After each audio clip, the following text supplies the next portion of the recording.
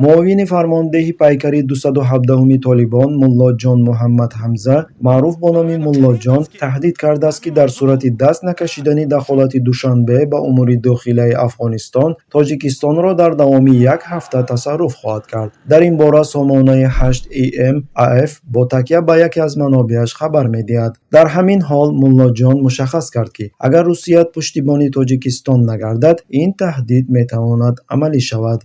معنای پناه دادن به مخالفین قبلا گلبدین حکمتیار نخست وزیر پیشین و مؤسس حزب اسلامی افغانستان گفته بود که تاجیکستان به مخالفین افغان پناهگاه داده علیه افغانستان جنگ اعلان کرد و از دوشنبه تقاضا کرد که به امور داخلی افغانستان دخالت نکند. از سوی حرکت طالبان یادرس میکنیم که از زمانی به قدرت رسیدن طالبان در افغانستان و تا امروز دوشنبه نسبت به حکومت نوی افغانستان موقع آشتی ناپذیر را اشغال میکند، در حالی که کشورهای دیگر منطقه آمادگی خود را برای همکاری با طالبان در بخش‌های گوناگون اظهار نمودند. حکومت تاجیکستان تأسیس به اصطلاح حکومت فراگیر در افغانستان طلب دارد و در برابر این گروه مسلحانه مسعود خرد را دستگیری میکند. با تشبث رژیم رحمان حتی کوشش جلب اختیاریان در تاجیکستان با بهانه حفظ اهالی گویا تاجیک زبان در افغانستان برای جنگ برادرکشی جلب شده بودند. به عقیده مشاهدان صرف نظر از سخنان جنگجویانه یکی از فرمانده طالبان این اظهارات به گمان است که اساسی ندارد، زیرا آن به موقع رسمی طالبان که برای اعتراف حکومت نوی خود از طرف جامعه جهانی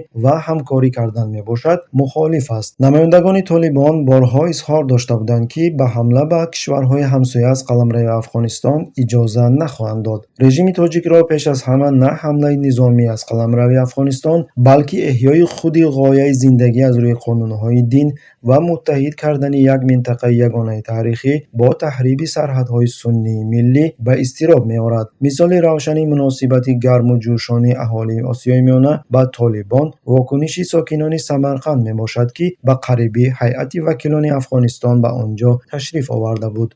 یا اسرار نگاه داشته شود. ما یک دفتر دیگه در داخل تاجیکستان باز